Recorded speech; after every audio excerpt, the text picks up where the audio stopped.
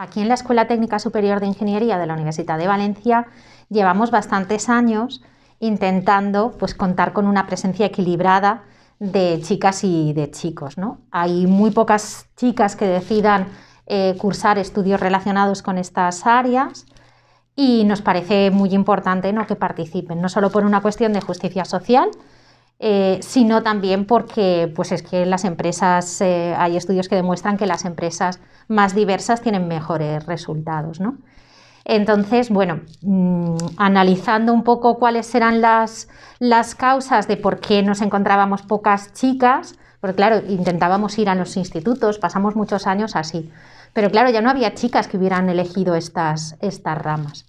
Entonces, allá por el año 2018, bueno, pues llegamos a la conclusión de que por mucho que estuviéramos en la universidad, teníamos que dar un paso más allá y decidimos pedir a una convocatoria de la Fundación de la FECI, de la Fundación para la Ayuda de la Ciencia del Ministerio, y que nos ayudaran económicamente, ¿no?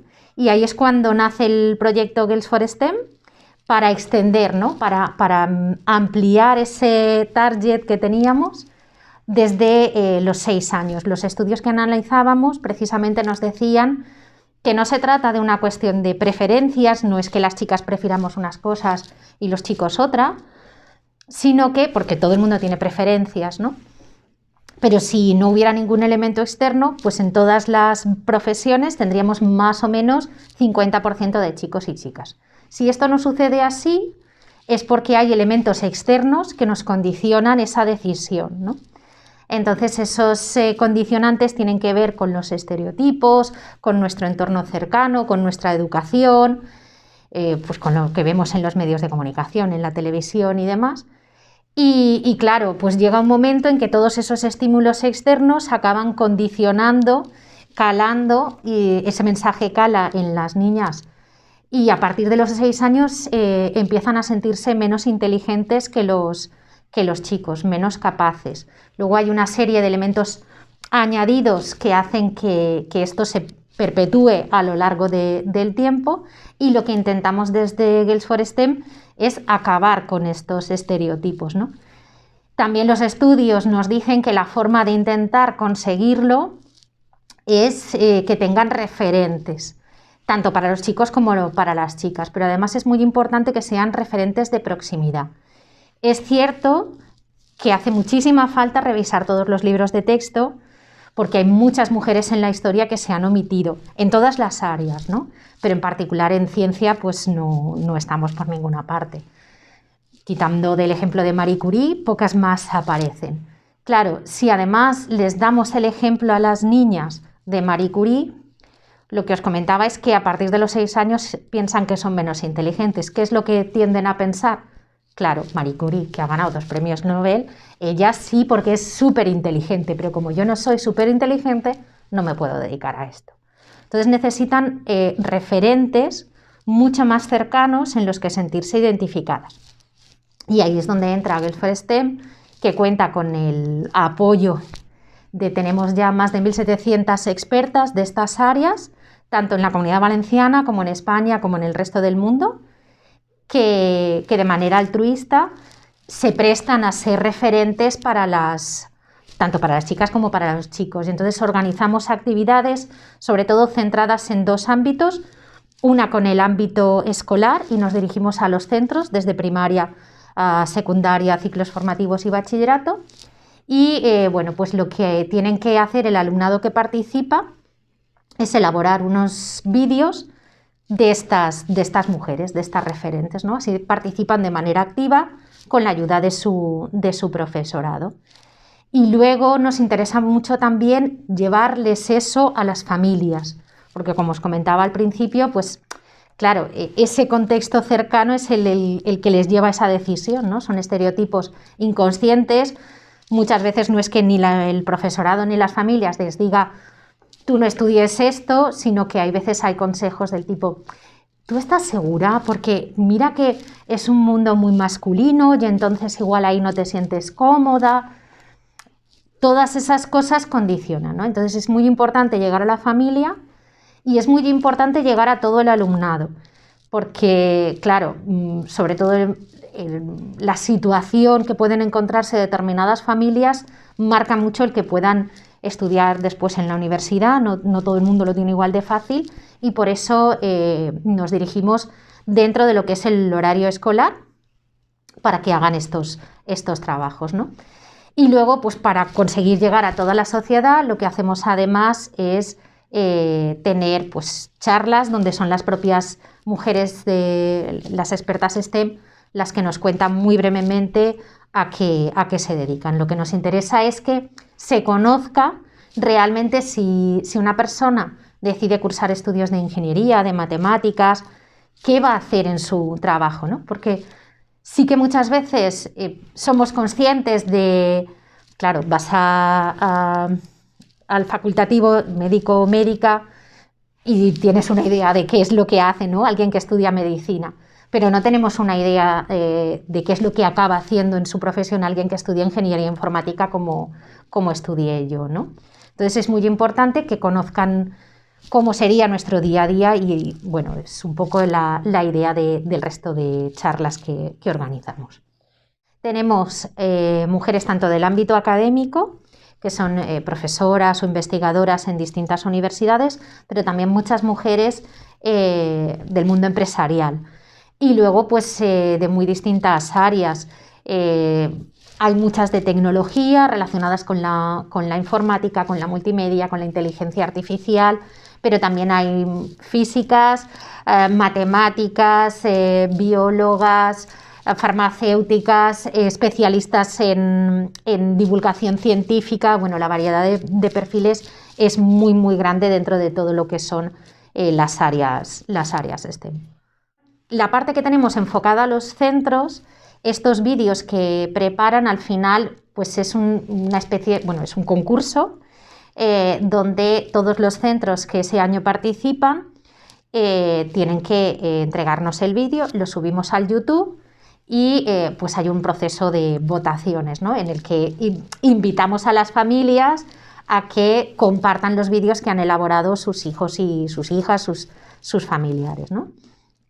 Y cuando ya tenemos todo eso para la entrega de premios, organizamos una charla family en la que invitamos pues, tanto al profesorado que ha participado, al alumnado y sus familias, a las expertas STEM, y eso lo tendremos la siguiente, el 19 de junio, si no me equivoco, es la charla de este año.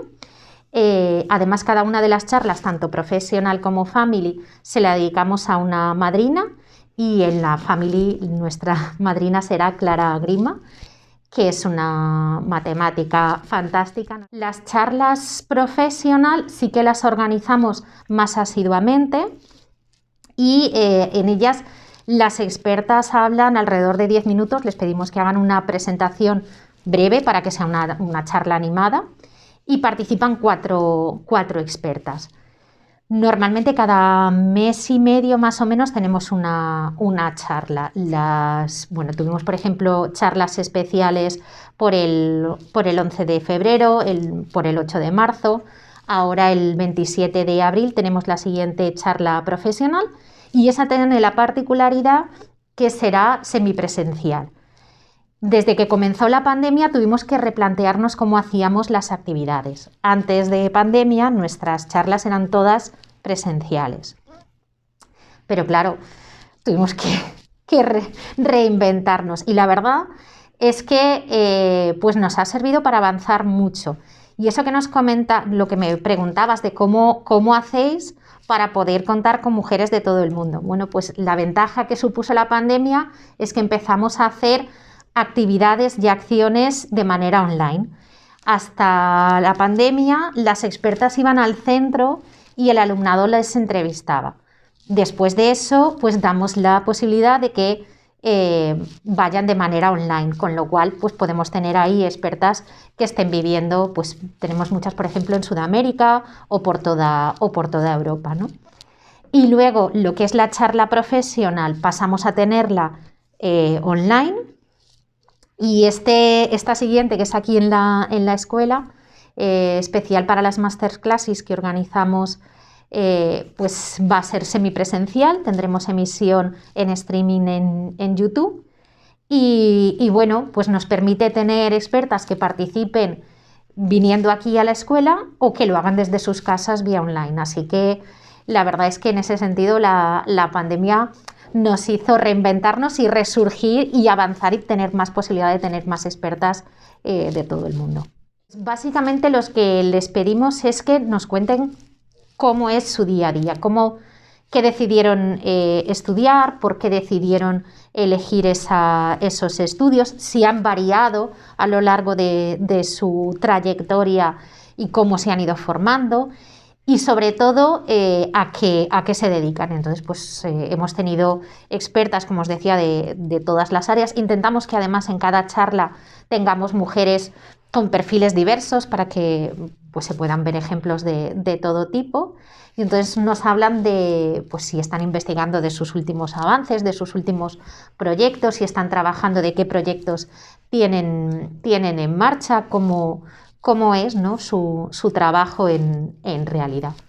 Lo que intentamos es animar a las chicas porque hay menos que participen en estas áreas, pero todas las actividades están dirigidas tanto a chicos como a chicas.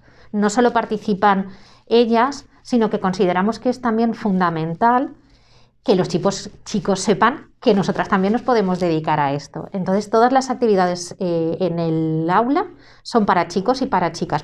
En realidad, lo que hacemos es dirigirlo a un aula, a todas las personas que están en ese aula. Y luego las charlas profesionales, pues toda aquella persona que quiere venir es más que bienvenida. Cuando hablamos de STEM, la situación es muy, muy diferente dependiendo del área en la que nos centremos. De media es verdad que hablamos del 30%, si nos vamos a ingeniería baja y si por ejemplo miramos ingeniería informática, pues estamos en el 13%. Sin embargo, por ejemplo, en física hay un 30% de mujeres, en matemáticas estamos ya casi más cerca del 30 que del 40%. La situación es un poco, como os decía, dispar, ¿no? Y la causa de que estemos así, tiene múltiples orígenes.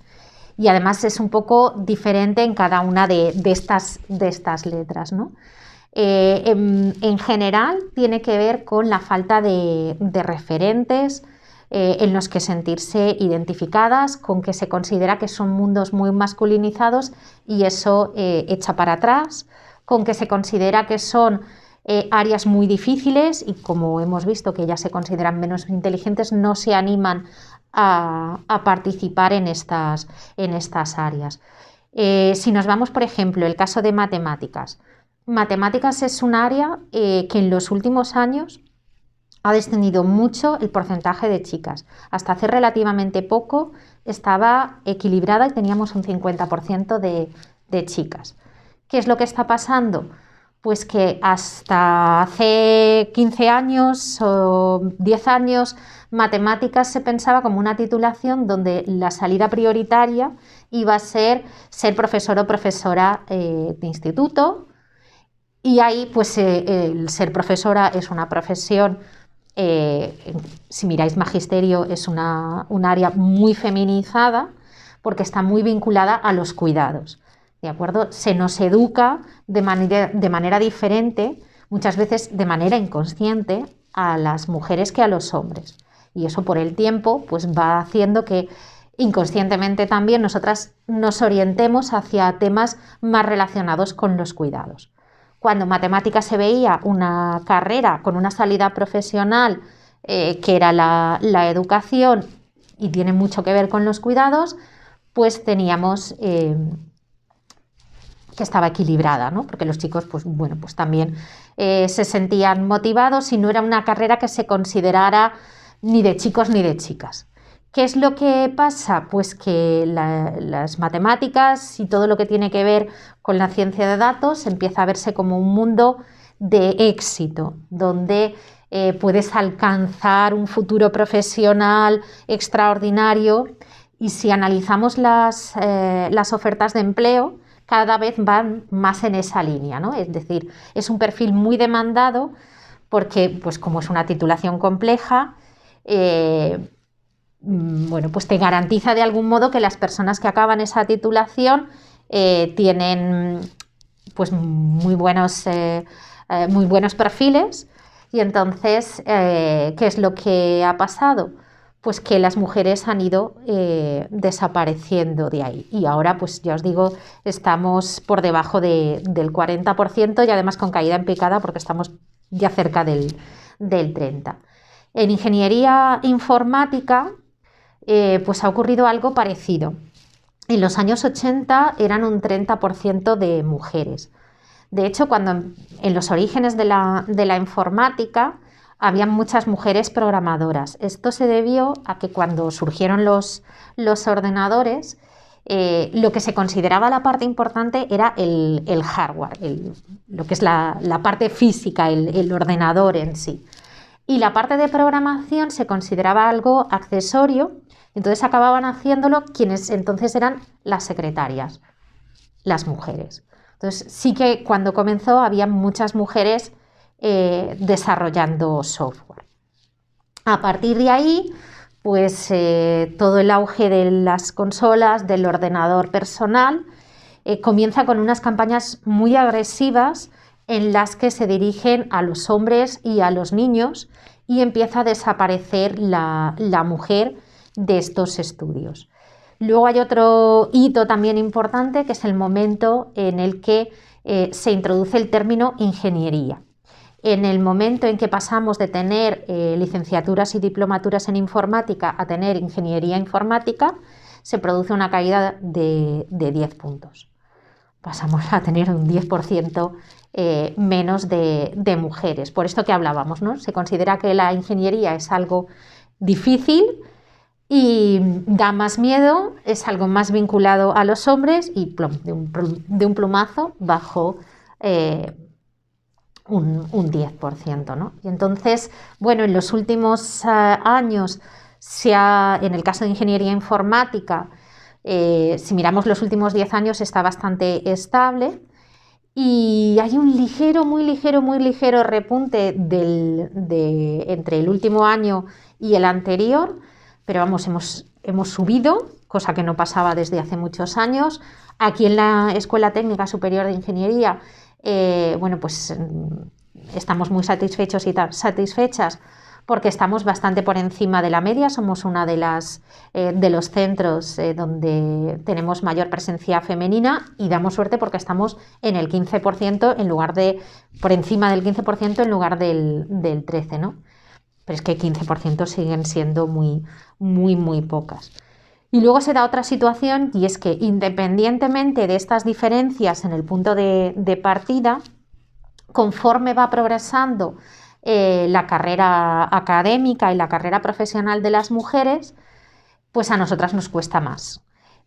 Cuando miramos estudios, a nivel de estudios me refiero a universitarios, sí que de media nos encontramos un 30%. Si miramos la presencia de mujeres en la universidad a nivel global, es de un poquito más del 50%, pero conforme vamos evolucionando, de nuevo los cuidados hacen que la progresión de las mujeres en sus puestos de trabajo no sea igual a la de los hombres, y en el ámbito académico, pues la última figura, que es la de catedrático o catedrática, pues se produce como una especie de gráfica de tijera en el que las mujeres descendemos en proporción y los hombres aumentan. Incluso a nivel global, que empezamos más o menos en el 50%, pues a nivel de catedráticos y catedráticas la diferencia es enorme, hay muchas menos mujeres. Si miramos en áreas que ya empiezan muy masculinizadas, pues cuando llegamos a mirar las mujeres que hay en estas áreas STEM, pues no vamos alrededor del 10-15%. Y si miramos informática, pues por ejemplo en este departamento no hay ninguna mujer catedrática. Así que esa parte sí es común a todas ellas, ¿no? Esa dificultad de progresión que también hay que hacer, hay que luchar contra ella, ¿no? Es un camino lento y que bueno, pues esperamos que con todas estas iniciativas que hay en España y en el mundo se consiga revertir, ya os digo, con todas las actividades que hacemos aquí, desde que tenemos en marcha no solo Girls for STEM, sino todos los proyectos relacionados, pues hemos conseguido, de hecho en la universidad, aquí en la escuela, partíamos de estar por debajo de la media nacional y conseguimos pues subir más de 5 puntos. Pero claro, es insuficiente y tenemos que seguir trabajando, pero bueno, creemos que podemos conseguirlo, ¿no? El hacerles ver que estas profesiones también son para ellas y un poco romper tabús y romper estereotipos. Y cada día cuando tenemos charlas y vemos a las familias, les ves que se hacen conscientes y decir, bueno, pues es verdad, pueden conseguirlo, al menos vamos a intentar no ser freno, ¿no? Pero es verdad que tardaremos en ver los resultados en la universidad, pero somos optimistas. Yo creo que una de las cosas que hace diferente al proyecto Girls for STEM es que nos dirigimos a todo el alumnado. Para nosotras, como te decía, es muy importante dirigirnos tanto a ellos como a ellas, porque no creemos que debamos solo insistir en las chicas. A las chicas no les pasa nada, no tienen ningún problema que debamos solucionar. A quien le pasa es a la sociedad, que no las ayuda y que les pone una serie de barreras añadidas, que no las educa de la misma manera, ¿no? Entonces, por eso es muy importante dirigirnos tanto a ellos como a ellas. Y luego hay otro aspecto que también consideramos muy importante y es conseguir llegar a todo el alumnado. No todo el alumnado, por desgracia, tiene la misma situación socioeconómica, cultural en sus casas y a veces es muy difícil seguir estudiando y dedicarse a profesiones que suponen un reto añadido, al menos socialmente, ¿no? Entonces, es muy importante, o por lo menos para nosotras nos parece diferenciador, el hecho de llegar en tiempo escolar. Porque gracias a la participación del profesorado, que tienen certificado aquí en la Comunidad Valenciana esa participación a través del CEFIRE, de los centros de formación del profesorado, y el participar es un curso de formación de 30 horas, conseguimos llegar a todos los niños y niñas de la Comunidad Valenciana, independientemente de en qué punto de la comunidad se encuentren y de cuál sea su situación, ¿no? Entonces creemos que eso es también muy, muy importante. De pequeña yo ya quería ser ingeniera, lo que pasa que no lo sabía. No sabía lo que era ser ingeniera. Yo sí que sabía que me gustaba resolver cosas, me gustaban mucho las matemáticas, pero sobre todo me gustaba resolver problemas. Y no solo problemas de matemáticas, me gustaba resolver los problemas de la gente, era un poco salvadora de causas perdidas, ¿no?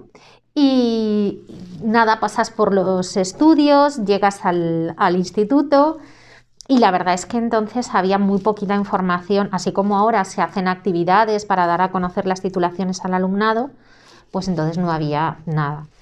Y yo sabía que me gustaban las mates, que me gustaba la física, pero con eso no sabía qué hacer.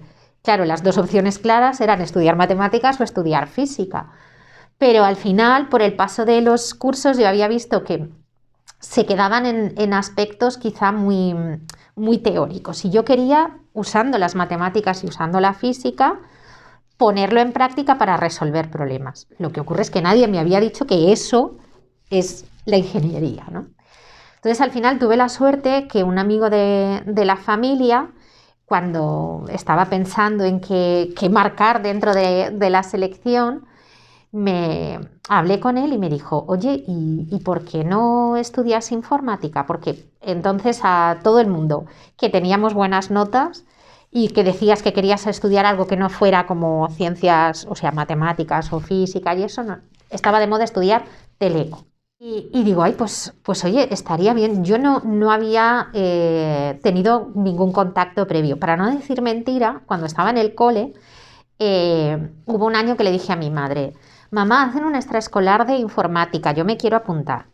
Un día fui. Yo no entendía nada de lo que hacían. Es verdad que dio la casualidad de que era el segundo año que hacían esa extraescolar.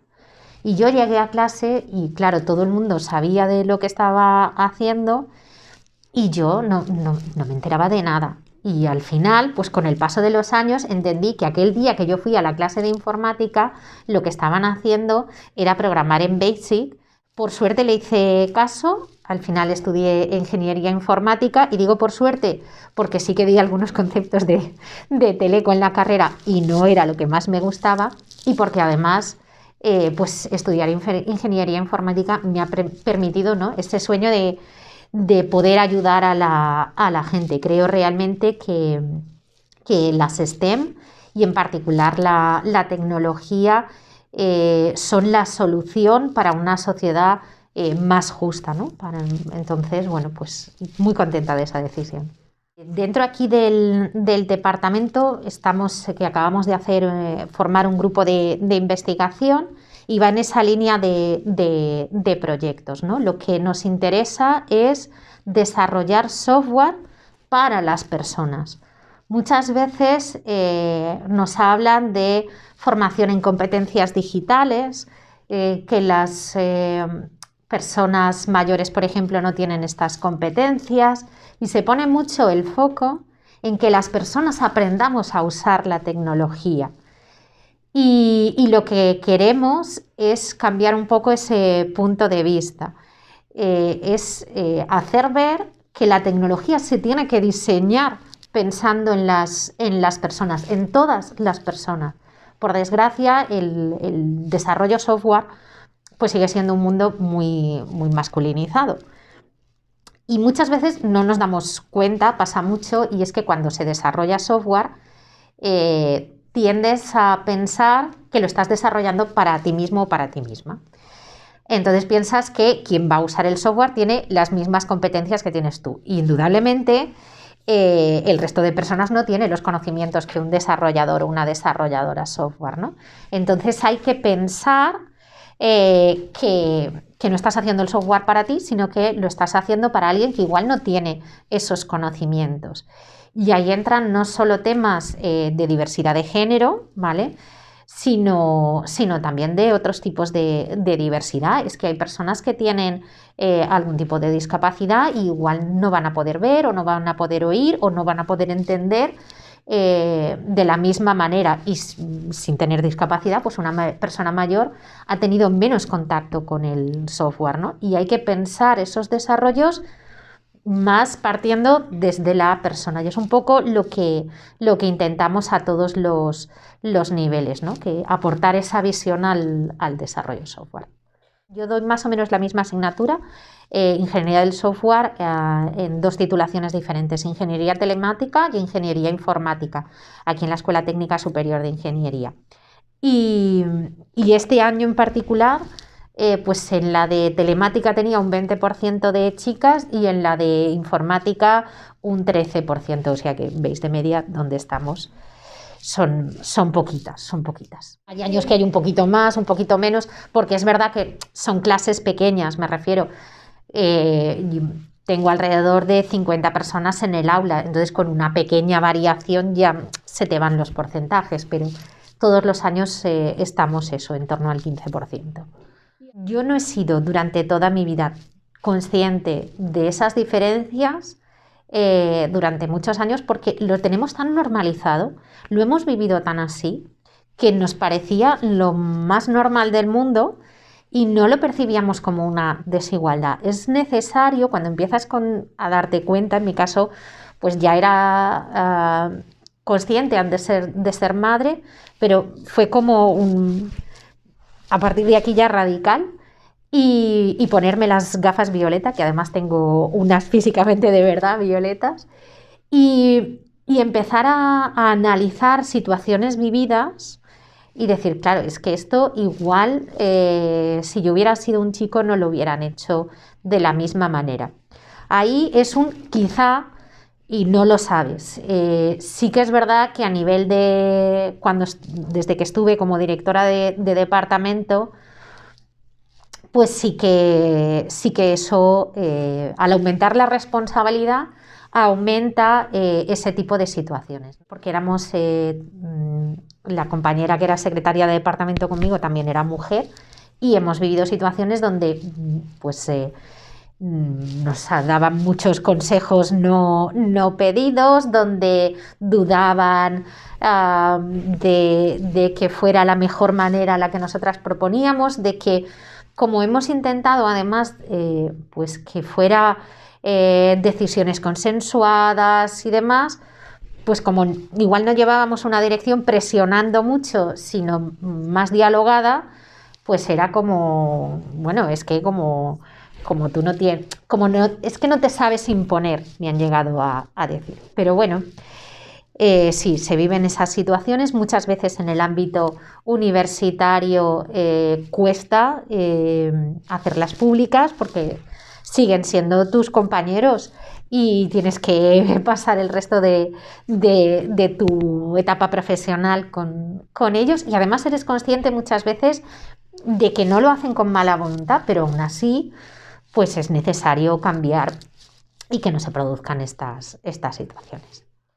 Sí que es verdad que, claro, cuando vemos el ámbito universitario, para entrar una persona como docente, pues el primer escalón, que son las plazas de ayudante, doctor o doctora, tú presentas tu currículum, ¿de acuerdo? Entonces, es relativamente sencillo que tú evalúas una lista de méritos y que, bueno, pues intentes hacerlo de manera igualitaria.